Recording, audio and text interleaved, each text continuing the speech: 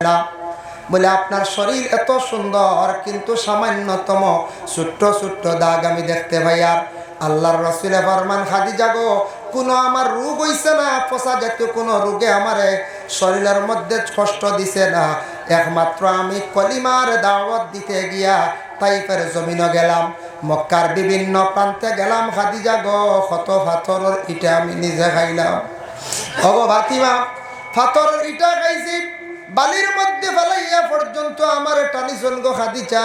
তবু আমি কিন্তু আমার ইসলামের জন্য কখনো তাদের প্রতি আমি হাত বাড়ানি গেছি না। আল্লাহর রসুলের পিছনে কত দুশ্মনী করছন, কত গালিছন, আব্দুল্লাহর বেটা জাদুঘর বলিয়াও ডাকাডাকি করছন। আল্লাহর রসুলে ফরমায়, আমারে কেউ যদি খাবে দেখে সে হালেকে আমারে খাবে দেখছে। কারণ আমি মুহাম্মদুর রাসূলুল্লাহ আর সুরত কখনো শয়তানে ধরতে পারে না। নবীর সুরত কোনোদিন ধরছে না আর ধরতে পারত নাই। ইহা তককে কিয়ামতের আগ পর্যন্ত আমার নবীর সুরত কখনো শয়তানে ধরিয়া দেখাইতে পারত না। সুবহানাল্লাহ। এর জন্য শয়তানে আপনার বাবার, আমার বাবার, আমার মায়ের সবর সুরত ধরতে পারবো কি জানেননি? আল্লাহ কুরআনে জানায়, ইন্নাহু লাকুম আদুউম মুবিন। শয়তান তোমাদের চিরশত্রু দুশমন। তোমার ভাইয়ে দুশমনি করছে 2 বছর 3 বছর, তোমার গ্রামের কোনো ভাইয়ে দুশমনি করছে 2 দিন 3 দিন 5 দিন 7 দিন 10 দিন পর্যন্ত, 10 বছর পর্যন্ত দুশমনি করলো। বাবাকেও যদি দুশমনি করে আপনি নীরবতা পালন করেন, আল্লাহর কাছে আপনি দোয়া করেন, দুশমনকে আল্লাহ দমন করবা। দুশমনের প্রতি আপনি হাত বাড়ানির যাওয়ার প্রয়োজন নাই। আমার নবীর পিছনে অনেক সমালোচনা ছিল, আল্লাহর রাসূলের পিছনে পাথর দিয়ে ইটা মারছেন, ফিটির মধ্যে পর্যন্ত দাগ পড়ছে। খাদিজাতুল কুবরা রাদিয়াল্লাহু তাআলা আনহা নিজে আল্লাহর রাসূলের শরীর মোবারকের মধ্যে ছোট্ট ছোট্ট দাগ দেখতে পাইলা। খাদিজাতুল কুবরা একদিন আল্লাহর রাসূলের শরীর মোবারকের ছোট্ট ছোট্ট দাগ দেখে কোন, ইয়া রাসূলুল্লাহ, ছোটবেলা তো জন্মের পরে বাবা আপনি দেখছেন না, মায়ের তেমন আদর যত্ন পাইছেন না। হযরতে ইব্রাহিমের নমরুদরে খোদা মানছেন না, বিশ্বাস করছেন না, বড় মানছেন না। যার জন্য হযরতে ইব্রাহিম রে আল্লাহ পাক রব্বুল আলামিন পরীক্ষা করলা।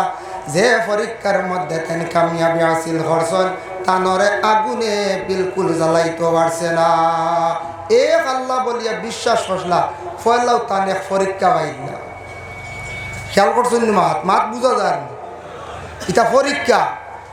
নমরুদে আগ্নিত পালাইছে কিন্তু ইব্রাহিম ডুলিছেন না, এক আল্লাহ স্বীকার করছেন, নমরুদরে খোদা মানছেন না। বুঝবেন মা? যার জন্য বিশেষ করিয়া দেখেন আরেকটা ঘটনা আপনাদের সম্মুখে আমি আনতে চাই। মুকাশাফাতুল কুলুব ইমাম গাজ্জালী রাহমাতুল্লাহি তাআলা আলাইহি বর্ণনা করেন, একজন কৃপণ ব্যক্তি, বখিল ব্যক্তি আসলো, তার ঘরের স্ত্রীরে কইল, গো বিবি, আমি বাড়িতে যখন থাকতাম না আমার অসাক্ষাতে তুমি যদি কোনো মানুষকে যদি কোনো কিছু যদি দেও তাহলে তোমারে আমি তালাক দিয়া বিদায় দিলাইম। আমি না থাকা অবস্থায় তুমি যদি কিচ্ছু দেও মানুষরে খাওয়ার এমনি দেও, তালাক দিলাইম। বুঝবাইছিল? হঠাৎ একদিন সেই বকিলের বাড়ির মধ্যে একজন ভিক্ষুক আসলো। আসার পরে সেই মহিলা বড় দয়ালু দিনদার ছিলা, 3খানা রুটি হাতে তুলিয়া দিলা। মহিলায় সেই ভিক্ষুক আবার রুটি 3খানা লইয়া যখন রওনা দিল বাড়ির সামনে যাওয়ার পরে ভিক্ষুক রে ফাইলিল বাড়ির মালিকে। প্রশ্ন করলো, হে ভিক্ষুক, তোমারে রুটি খেয়ে দিল খোসাইন? বলে, আমারে সেই বাড়ির মালিক আমারে রুটি দিছ। রাগান্বিত অবস্থায় বাড়ির মধ্যে গেল। যাওয়ার পরে ঘরের বিবিরে প্রশ্ন করলো, গো বিবি, জানতে চাই তুমি কেন সেই ব্যক্তিরে রুটি দিলাই, ভিক্ষুকরে রুটি দিলাই? তখন সেই মহিলায় উঠিয়া কইলা, গো স্বামী, একজন ভিক্ষুক দেখিয়া আমার বড় দুঃখ লাগছে, আমি আল্লাহর ওয়াস্তে 3খানা রুটি দিয়া দিলাম। আমি কইলাম তোমারে তালাক দিয়া বিদায় দিমু, তালাক দিতাম নাই, তোমারে আমি আগুন দিয়া এই মুহূর্তে জ্বালাই দিয়ার। নাউজুবিল্লাহ। বুধবাইত্রান তালাক দিত না, আগুন দিয়ে জ্বালাই নিত। আগুন দিয়ে তৈয়ার করলো, একটা মটকার মধ্যে আগুন সৃষ্টি করলো, বানাইলো। আর গড় স্ত্রী মধ্যখানো সময়ের ভিতরে সুন্দর করিয়া কাপড় গায়ের মধ্যে লাগাইছেন। গলার মধ্যে সোনার হার লাগাইছন, খানের দুলা লাগাইছন, কত সুন্দর হইয়া গরর বিবি সাজিলা। স্বামীয়ে প্রশ্ন করলা, বিবি তুমি এই মুহূর্তে অগ্নির মধ্যে পড়তায়, তোমার গায়ের মধ্যে এত সুন্দর পোশাক, গলার মধ্যে এত সুন্দর সোনার হার, তার কারণটা কি বুঝলাম না। তোমার গলার তাকি সোনার সরা গেছা, তুমি খুলিলাও। পঞ্চায়েত 3 রুটির কারণে বিবি আগ্নিত পালার সোনার সরা জ্বালাইতে দিবনি ব্যক্তি? জি না। গরার বিবি উত্তর দিন, স্বামী এগুলা আমার সম্পদ। ঠিক আছে, তোমার সম্পদ, সম্পদ তো জ্বলব, নষ্ট হইব। বলে না না, আমার সম্পদ নিয়ে আমি আল্লাহর দরবারও হাজিরি দিতে গিয়ে আমি সুন্দর হইয়া হাজিরি দিতাম। আল্লাহর বন্দি অত সুন্দর কথা কইছেন, আল্লাহর দরবারও হাজিরি দিতে সুন্দর হইয়া হাজিরি দিতাম। বলে তার কারণটা কি? ইয়া আইয়ুহাল্লাযীনা আমানু ইযা নুদিয়া লিস-সালাতি মিন ইয়াউমিল জুমআহ। ও আয়াতর ব্যাখ্যা তাফসীরে ইবনে কাসীর লেখছেন, জুমার দিন হইল গে 60টা সুন্নত। কয়টা সুন্নত? 60টা সুন্নত মনে রাখবা। 1 নম্বর সুন্নত হইল সুন্দর করে জুমার দিন গোসল করা। ইমাম শাফি রহমাতুল্লাহি তাআলা আলাইহি বর্ণনা করো, জুমার দিন তুমি তান এইভাবে গোসলটা করিও যেইভাবে জুনাবতর তুমি তান গোসল করো। মানে শুক্রবার দিন সুন্দর করিয়া মুসলমান হলে গোসল নে করতা। 2 নম্বর হইল জুমার দিন ভালো পোশাক গায়ের মধ্যে লাগাইয়া খুশবু লাগাইয়া মসজিদে যাইতা। 2 সুন্নত। 3 নম্বর সুন্নত থাকছে গিয়া মসজিদে হাঁটিয়া যাওয়ার একটি সুন্নত। আর বাইক লিয়ে যাইতাম নি আমরা, কই যাই? একগুলো তো বাইক ছাড়া জুম্মাত যাওয়া যায় না। হাঁটিয়া গেলে সুন্নত বাবা একটা, নবীর সুন্নত আদায় হইল। 4 নম্বরে ইমাম সাবর পিছনে ডান সাইডে বসা হইয়া থাকছে আর একটা সুন্নত। এর জন্য জুমার দিন আমরা মুসলমান জাতিরা 4টা সুন্নত রে আমরা আদায় করতাম। আল্লাহ পাক রব্বুল আলামিন আমদারে তৌফিক দিতা, সবে হোক আল্লাহুম্মা আমিন।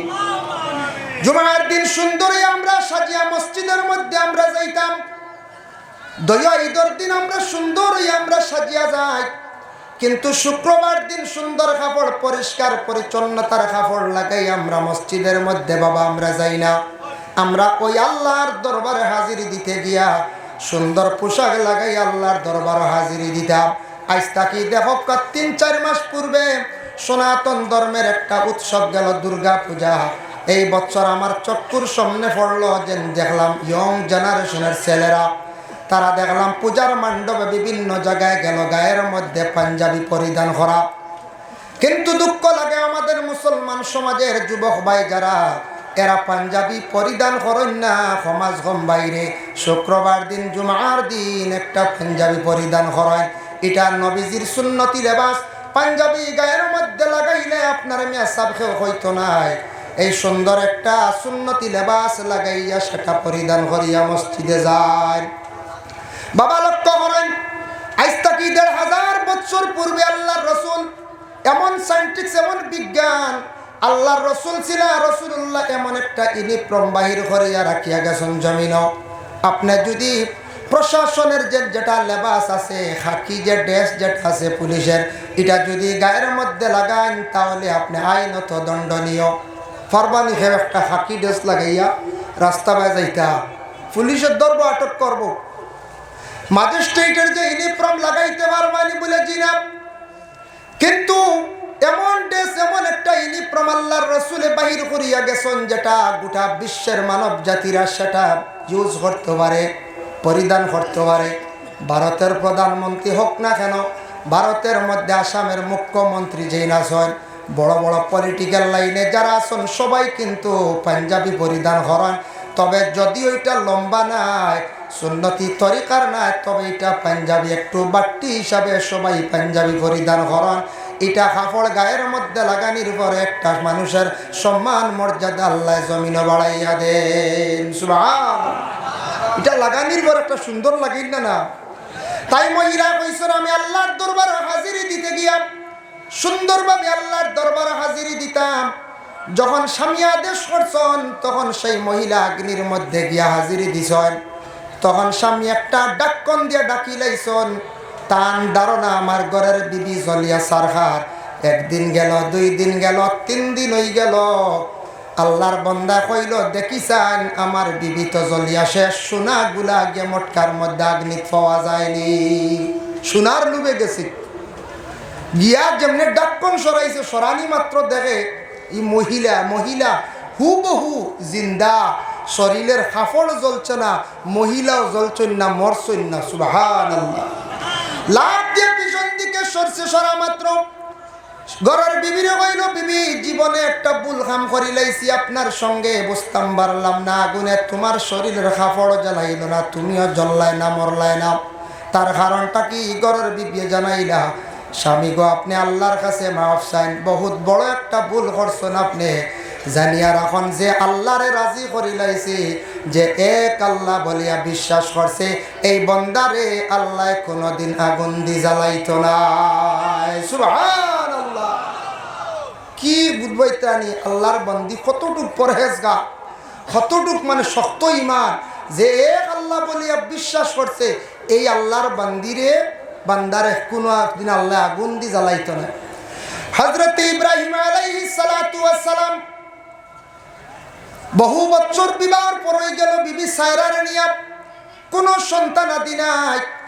পরবর্তীতে বিবি সায়রা স্বামীর বিবাহ দিলা, আবার হযরত ইব্রাহিম আলাইহিস সালাতু ওয়াস সালামে বিবাহ করলাম।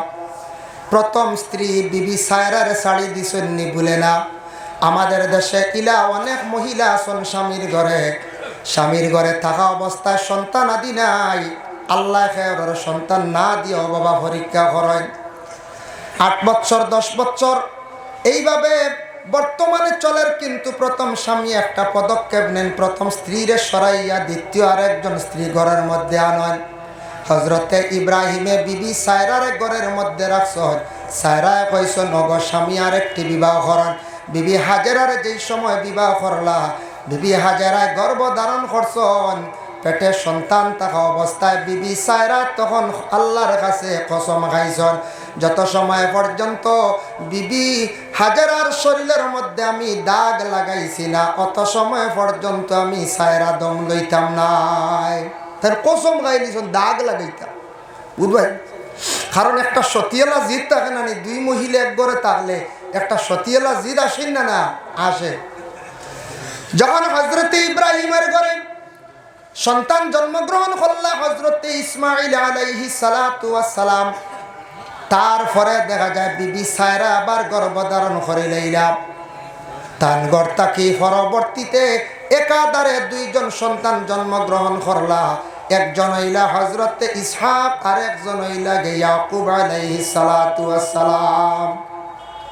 প্রথম স্ত্রী সায়রা প্রথমে স্বামীরে বিবাহ দিছ, তান মন তাকিয়া কইসন, স্বামী আপনি বিবাহ করেন, সন্তানাদি আমার ঘরে নাই। দিল তাকি হওয়ার কারণে বিবি হাজেরার ঘরে ইসমাইলের জন্ম হইল, পরবর্তীতে সায়রার ঘরে আরো 2 জন সন্তান জন্ম হইলা, ইসহাক এইনো নবী, ইয়াকুব এইনো নবী। সুবহানাল্লাহ। আল্লাহর বান্দাগান, বিবি সায়রা ইন্তেকাল হইছেন, বিবি হাজেরাও ইন্তেকাল হয়ে গেছেন। পরবর্তীতে আরেকজন মহিলারে হযরত ইব্রাহিম আলাইহিস সালাতু ওয়াস সালামে বিবাহ করলাম। কেনানিয়ান একজন মহিলা, তার নাম হইল কাতুরা বিনতে ইয়াকতিন। এই মহিলারে বিবাহ করছেন। বিবাহ করার পরে হযরতে ইব্রাহিমে তার জিন্দগি তার 6 জন সন্তানের মালিক হইলা। সুবহানাল্লাহ। প্রথম 3, 2 বিবির ঘর 3, বাদে আরো 6, টোটাল কত জন হইলা? 9 জন সন্তানের মালিক। যার প্রথমত কোনো আওলাদ নাই, কোনো সন্তান নাই, আল্লাহর কি লীলা বুঝবার ক্ষমতা নাই। আল্লাহ হযরতে ইব্রাহিম রে কত বড় বাবা পরীক্ষা করলা, পরবর্তীতে অসংখ্য সন্তানের আল্লাহ মালিক বানাইলা। তারপরে হযরতে ইয়াকুব আলাইহিস সালাতু ওয়াস সালামের ঘর আল্লাহ কতজন সন্তান দিলা? বলে 11 জন সন্তান দিলা। ইয়াকুবর বেটা ইউসুফ নানি পঞ্চায় জানা আছে নানি আপনারা? হযরতে ইয়াকুব আলাইহিস সালাতু ওয়াস সালামের সবচাইতে ছোট সন্তান হযরতে ইউসুফ আলাইহিস সালাতু ওয়াস সালাম। 10 ভাইয়ে কিন্তু বাইর লাগি বড় হিংসা করলা বাবা। 10 ভাইয়ে বড় হিংসা করছন। হিংসা এমন একটা জিনিস, দেখো হিংসা করিয়া কোনোদিন মানুষ আগ বাড়িতে পারে না। হিংসা বুঝবইছিল বাইয়ে বাইর লাগি মনে করক্কা হিংসা, বাইয়ে বনির লাগি হিংসা। যে কোনো মানুষের যে কোনো ব্যাপারে যদি হিংসা থাকে, দিলের মধ্যে কিনা বোধ থাকে, এই মানুষ আগ বাড়িতে পারে না, উন্নতি হয় না, বরং অবনতি হয়। একজন নেশা বুটি গেছেন তানারে বাড়ি মারা, মাস্টার বাড়ি গেছেন তানারে বাড়ি মারা, একজন মানুষের ধন সম্পদ ইজার তানারে বাড়ি মারা। এইভাবে জীবনে যদি কোনো মানুষের দিল যদি এইভাবে হিংসা যদি থাকি যায়, জানিয়া রাখবা আল্লাহর বন্দেগান কোনোদিন সেই বন্দার উন্নতি হইত নাই। ও হিংসাগুলা বিদ্বেষগুলা সরাইবার জন্য আমরা পীর মুর্শিদর কাছে যেন সবক যেগুলা লয়, ফিরে সবক দিয়া দিছন আপনার তোরে কিতা সবক আমাদের নকশবন্দিয়া চিশতিয়া তরিকার সবক হইয়া থাকছে গিয়া। আমরার পীর সাবকলে সবক দেন বলে রোজানা 200 বার দুরুদ পড়ো, 100 বার আস্তাগফিরুল্লাহ পড়ো। হইছুন নি না? যারা বয়স তৈছন সবক দিছুন না নি? 200 বার দুরুদ শরীফ, 100 বার আস্তাগফিরুল্লাহ। 200 বার দুরুদ শরীফ পড়ার কারণ কি? দুরুদ এমন একটি ইবাদত বাবা, যে দুরুদ পড়িতে সময় মানুষে যদি আল্লাহর রসুলের প্রতি ধ্যান মুক্ত হইয়া যদি সে দুরুদ পড়ে, যদি রাসূলুল্লাহ তো দেখছি না, কিন্তু আল্লাহর বন্দেগান আল্লাহর রসুলকে দেখা সম্ভব আছে। আমি সূরা মুজাম্মিলের ব্যাখ্যা দেখলাম, কোন মানুষ যদি প্রতিদিন যদি রাত্রিবেলা যদি এই মানুষ যদি ঘুমায় সূরা মুজাম্মিল তিলাওয়াত করিয়া, সেই মানুষে হঠাৎ একদিন আল্লাহর রসুলকে খাবে দেখতে পারবো। সুবহানাল্লাহ। আর যে মানুষ আল্লাহর রসুলকে খাবে দেখি লাইব, স্বপ্নে দেখি লাইব, এই মানুষের লাগি জাহান্নামের আগুন আল্লাহ হারাম করে দিবা। বুখারী শরীফের হাদিস, কালা রাআনি ফিল মানামি ফাকাদ রাআনি ওয়া ইন্নাশ শাইতানা লা ইয়াতামাসসালু ফি সূরাতি। আল্লাহর রাসূলে ফরমায়, আমারে কেউ যদি খাবে দেখে, সে হালেকে আমারে খাবে দেখছে, কারণ আমি মুহাম্মদুর রাসূলুল্লাহ আর সুরত কখনো শয়তানে ধরতে পারে না, নবীর সুরত কোনোদিন ধরছে না আর ধরতে পারত নাই। ইহা তককে কিয়ামতের আগ পর্যন্ত আমার নবীর সুরত কখনো শয়তানে ধরিয়া দেখাইতে পারত না। সুবহানাল্লাহ। এর জন্য শয়তানে আপনার বাবার, আমার বাবার, আমার মায়ের সবর সুরত ধরতে পারবো কি জানেননি? আল্লাহ কোরআনে জানান, ইন্নাহু লাকুম আদুউম মুবিন। শয়তান তোমাদের চিরশত্রু দুশমন। তোমার ভাইয়ে দুশমনি করছে 2 বছর 3 বছর, তোমার গ্রামের কোনো ভাইয়ে দুশমনি করছে 2 দিন 3 দিন 5 দিন 7 দিন 10 দিন পর্যন্ত, 10 বছর পর্যন্ত দুশমনি করলো। বাবাকেও যদি দুশমনি করে, আপনি নীরবতা পালন করেন, আল্লাহর কাছে আপনি দোয়া করেন, দুশ্মনকে আল্লাহ দমন করবা। দুশ্মনের প্রতি আপনি হাত বাড়ানির যাওয়ার প্রয়োজন নাই। আমার নবীর পিছনে অনেক সমালোচনা ছিল, আল্লাহর রসুলের পিছনে ফাতর দিয়ে ইটা মারছেন, ফিটির মধ্যে পর্যন্ত দাগ পড়ছে। খাদিজাতুল কুবরা রাদিয়াল্লাহু তাআলা আনহা নিজে আল্লাহর রসুলের শরীর মোবারকের মধ্যে ছোট্ট ছোট্ট দাগ দেখতে পাইলা।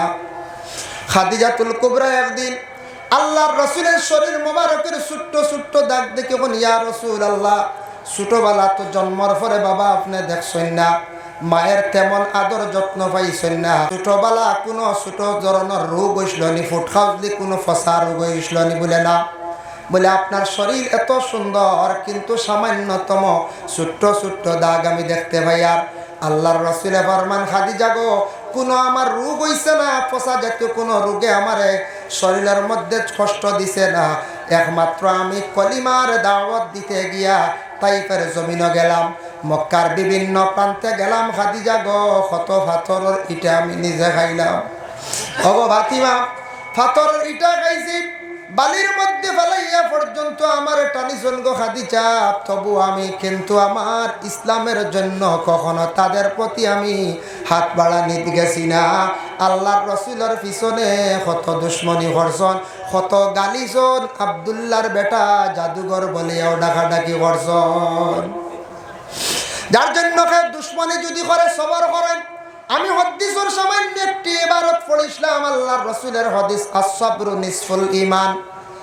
আল্লাহর রাসূলে ফরমান, সবর ইয়া থাকছে গে ঈমানের 1/2 অঙ্গ বাবা। যেই দিন মানুষে দেখবা সবর করা আরম্ভ করে দিছে, তখন তার মর্যাদা সম্মান আল্লাহ জমিনও বাড়াই দিবা। ঘরে যদি আপনারে বাইয়ে গালে, আপনার যদি বাড়ির কোনো কেউ গালি গালাজ করে, আপনারে যদি নিন্দা যদি করে, আপনি রাসূলুল্লাহর জীবনের প্রতি একবার তাকায়।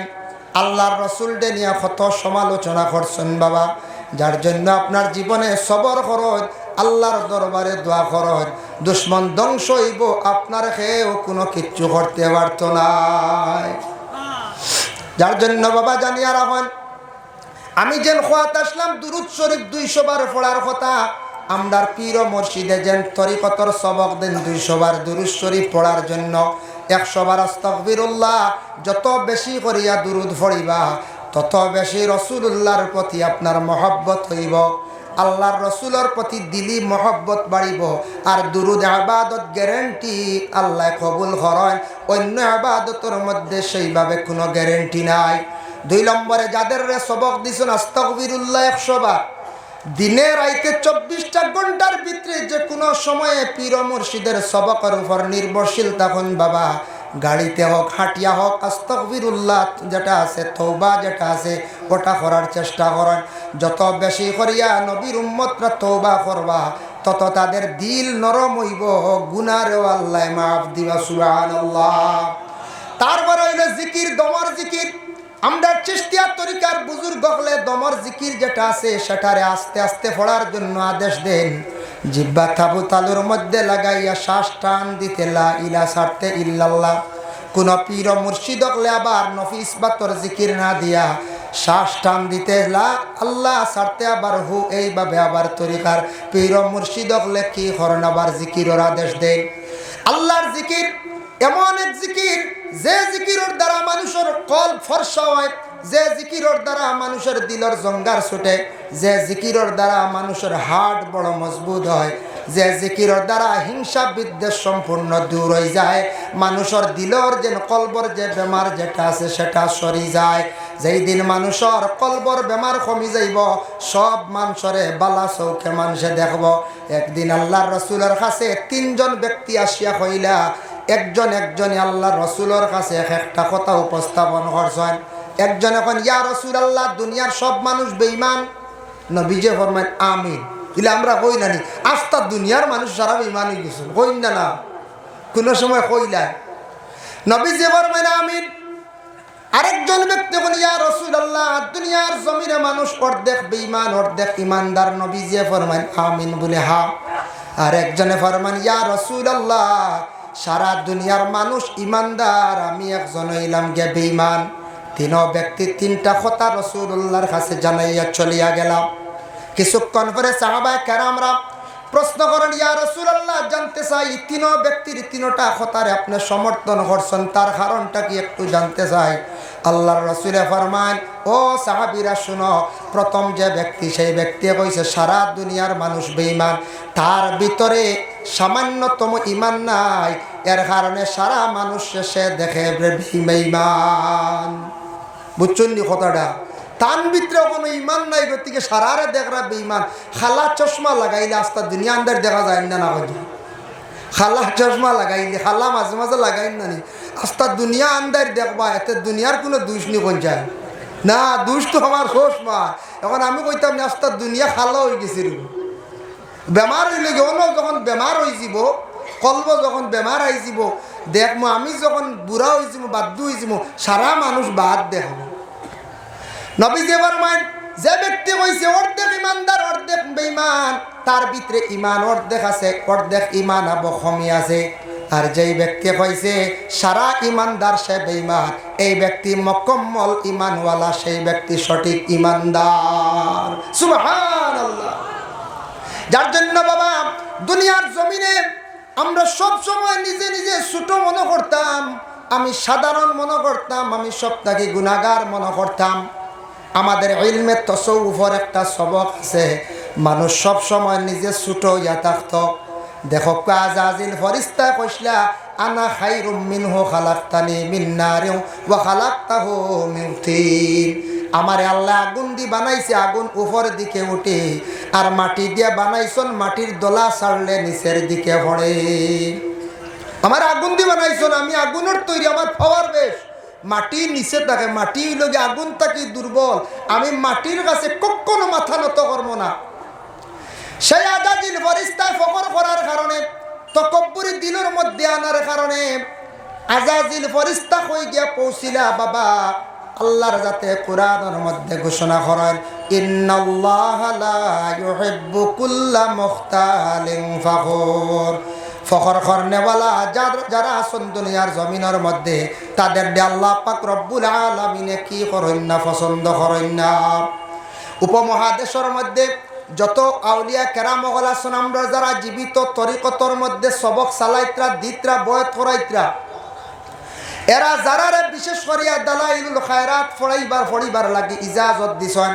দালাইলুল খায়রাত যেখান আছে ওখানে এক টাইমে পড়ার চেষ্টা করেন। প্রতিদিন যদি ভারত এশার নমাজের পরে বাবা পড়ার চেষ্টা করেন।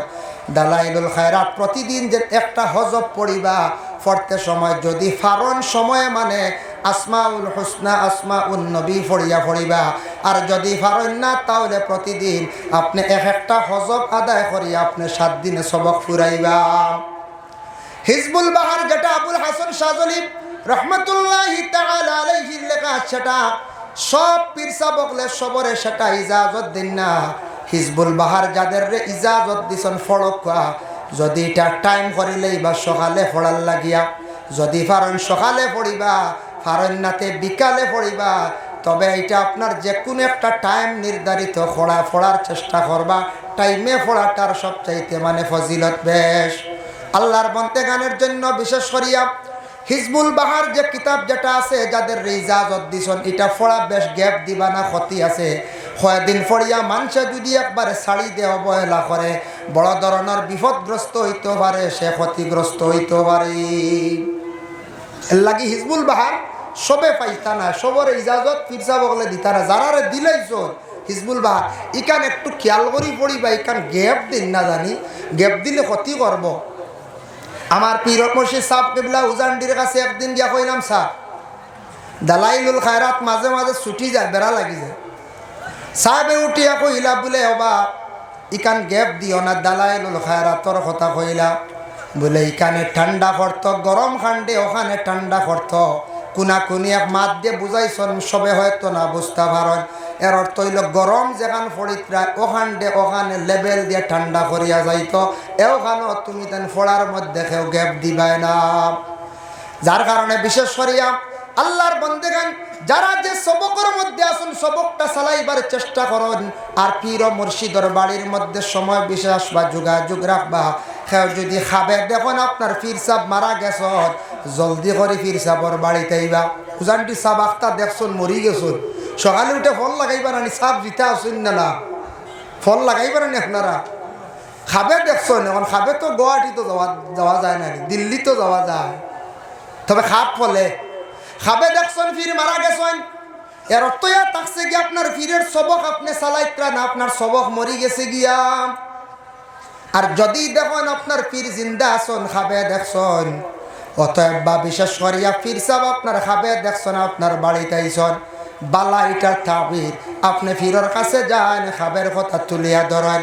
আপনার পীর সাহেবর দোয়া আপনার উপরে আছে, যার জন্য সময় বিশেষ আপনারা যে সাহেবর কাছে বয়ত হইছেন, ফিরর সবক চালাক বন্ধ হয়ে গেলে চালাইবার চেষ্টা করবা। নতুবা বিশেষ করিয়া আপনার ফিরর কাছে পরামর্শ লক্ষ্য অমুক সবক চলের না, তেন বদলাইয়া হয়তো দিতে পারেন।